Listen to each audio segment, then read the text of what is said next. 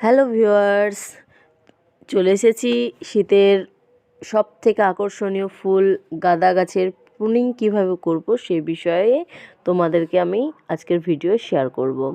আমি কিছুদিন আগে নার্সারিতে গিয়েছিলাম এবং সেখানে গাঁদা গাছ কিনেছিলাম, তোমরা তো দেখেইছো।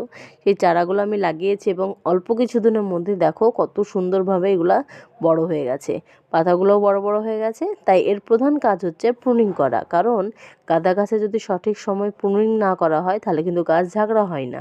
হয়তো প্রুনিং না করলেও চলবে, কিন্তু প্রুনিং করলে গাছ ভর্তি গাঁদা ফুল আসবে। সেই জন্য আমি দেরি না করে একে একে কিন্তু প্রুনিং করতে শুরু করে দিয়েছি। আমি কিন্তু দু জায়গাতে লাগিয়েছি, বা দোতলায় রয়েছে আবার তিনতলার ছাদেও রয়েছে। তো আমার দোতলার ছাদের যে কটা রয়েছে সেগুলোকে আমার প্রুনিং করা হয়ে গেছে এবং আমি তিনতলাতে চলে এসেছি এবং একে একে সুন্দরভাবে কিন্তু প্রুনিং করে নিচ্ছি। আর প্রুনিং করার পর কিন্তু তাদের সঠিক পরিমাণে খাবার দিতে হবে, যেমন সরিষার খোল পচা।